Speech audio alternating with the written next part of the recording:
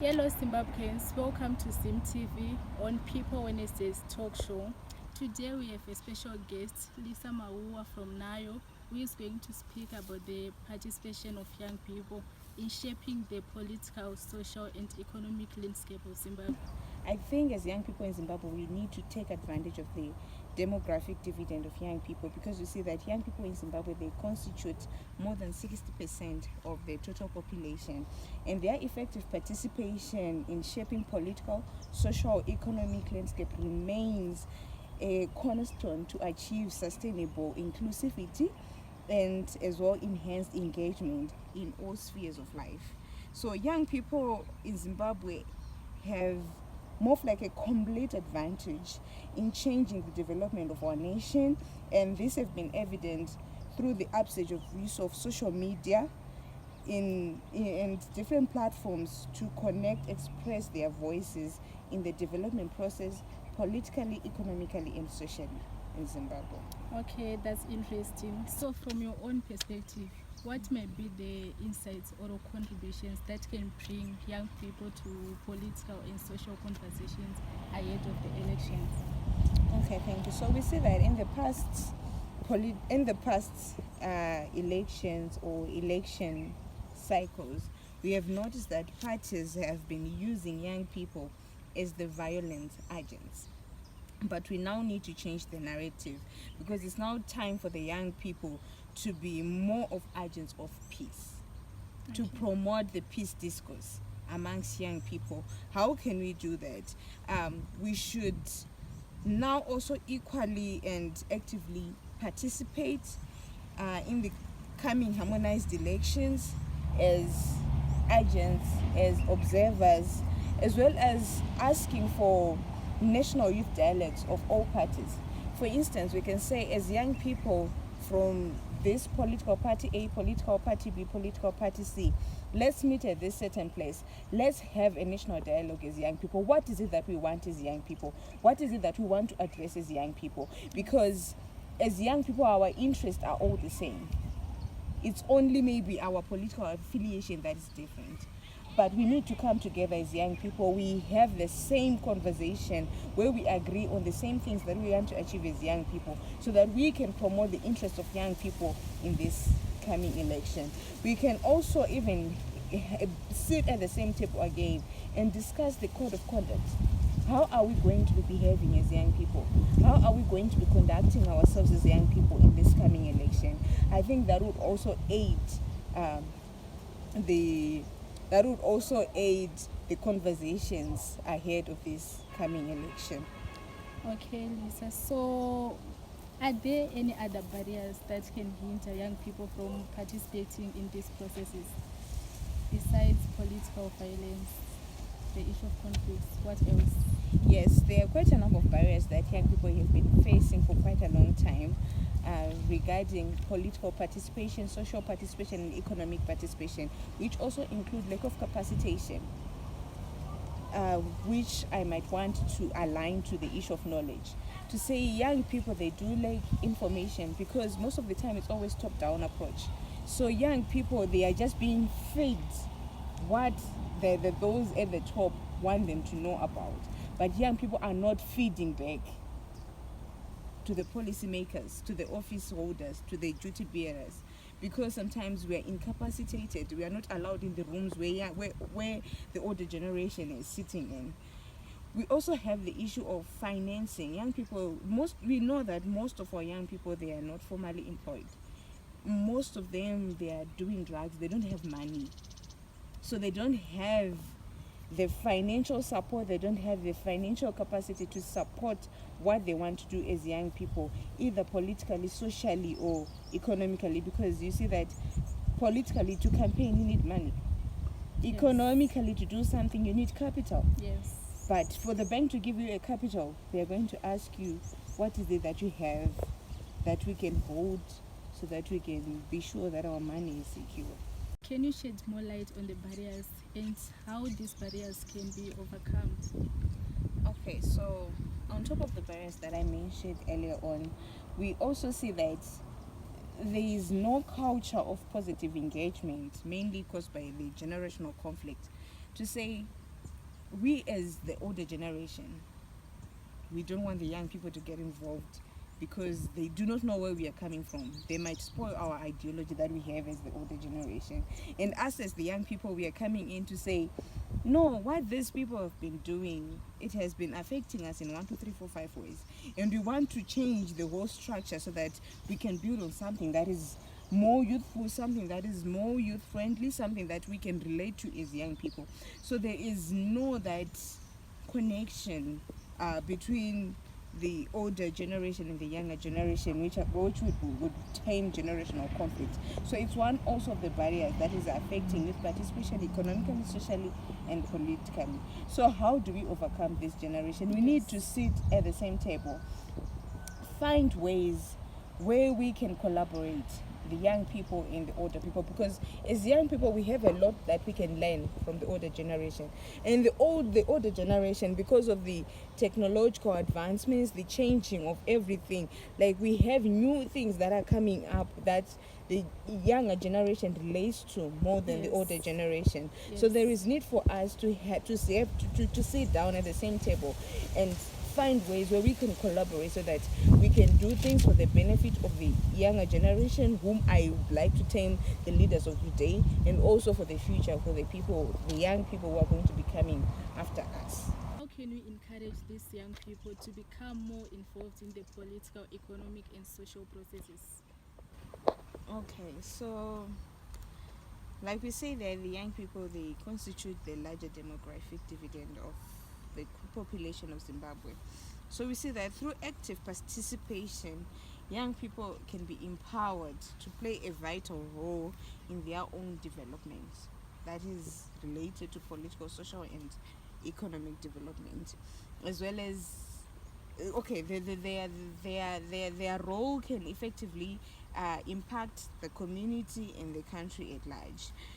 So we say that I think it's around the 2012s, 2014s when the UN recognized that young people are a major human resource of development and key agents for social change, economic growth, and technological innovation, right? So there is need for them to know why they should get involved. They should explore the vulnerable and lonely and isolated groups amongst the youth, because you see that we as young people, when we try to develop socially, economically, or politically, and we leave the most disadvantaged groups of young people behind, that's looking at people living with disabilities, that's looking at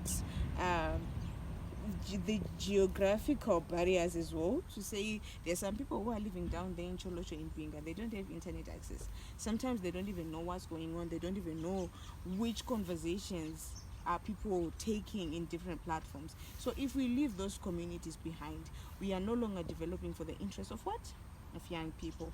So there is need for us to also consider their interests, the isolated groups, the disadvantaged groups' interests along with us, and also help young people to identify with the causes in the country and develop their passion and interest.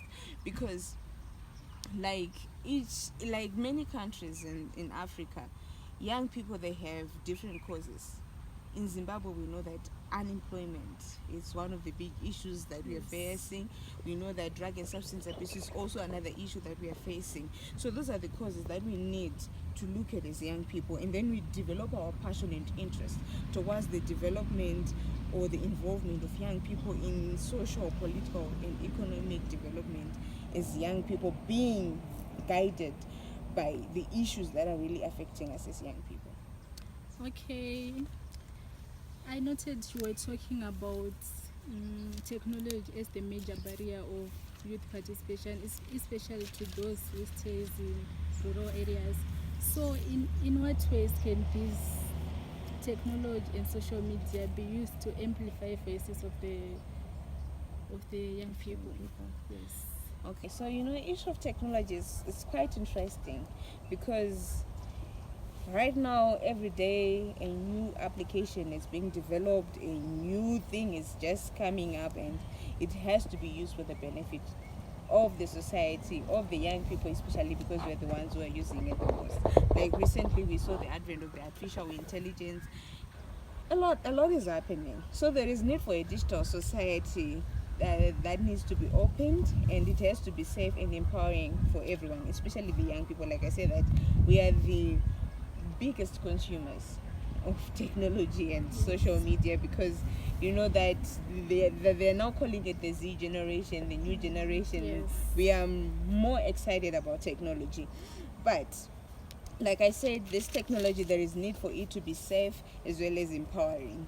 There is need to co-create policies for the digital age, that is to put interest of young people in the policies, and youth mirror the social fabric of our society, providing holistic view and understanding of internet governance. That will be key to bridging the information parity gap through building of youth-centered ecosystem that contributes to sustainable internet. Because when we talk of sustainability, it's now about, is it really helping us? Can we really continue using it without harming other people? Because especially in the case of Zimbabwe, we see that young people use the internet mostly to attack the next person, or to spread falsehoods, or to spread issues that really don't matter, issues that don't really develop us as young people. So there is need for us to have those social media policies that govern the how the social media is operated, how we use it as young people, so that we can have sustainable internet that is for the good of us young people, that will help us to develop the social, political, and economic development of our country, Zimbabwe. Wow, that's interesting. So how can educational institutions, governments, organizations collaborate to create opportunities for youth participation in these processes? Okay, I think there is need to harness the demographic dividend, as well as encouraging innovation and economic development, building active and as well as effective citizenship, and shaping the online debate, because we see that the government, the educational institutions, as well as organizations, they work on the same issues but differently. So they have different approaches towards the young people. So there is need for them to also encourage innovation and economic development, because young people, they are more innovative. We are coming up with great ideas every day, right? Yes. So if these institutions, the government, the schools, and the organizations come together, they collaborate, they find a way of including young people for the benefit of young people, I think it would be great for the involvement of young people in the development of social, economic, and political landscape of Zimbabwe. Okay, my final question. So looking ahead, do you see young people participating in political, economic, social processes of Zimbabwe? Yes. Just looking at what is happening right now, if we measure the number of young people who registered to vote around the post 2000 era, Yes. it's quite different from the number of people who were registering to vote or participating in the labor forums or whatever pre the 2000 era. And also comparing the number of young people who registered to vote in the 2018 election, it's actually different from the number of people who registered in 2023 Really? election. Yes, Okay. it's different. Yes. Right now we have quite a number of young people who registered to vote, which is different from the past election. And also learning from other African countries that are close to us, we have Zambia. Young people, they pushed for the political change in their country. We see that young people, they have the capacity of influencing economic development. As young people, what are we doing in the agricultural sector? What are we doing in the mining sector to promote the economic development of our country? Are we adding value to what we have as young people? In the social development of our country, as young people, what are we doing to raise awareness amongst ourselves, to cut the chain of child marriages, to cut the chain of drug and substance abuse? So you see that it is young people who are at the forefront of all these drives. Most of the campaigns on drug and substance abuse are being done by young people. So I really see a better future for the young people. We also, like, in the 2018 election, I think in Zimbabwe we got, yes, the number of youth parliamentarians was quite low, and we are hoping that in the 2023 election, maybe at least we'll get 10 young people to be part of the parliamentarians. It's Okay. just, we're just being hopeful. And also, at the decision-making tables, we are seeing young people making strides. So I think there is a work for us as Zimbabweans to see young people taking action in helping to develop the political, economic, and social development of the landscape of this platform.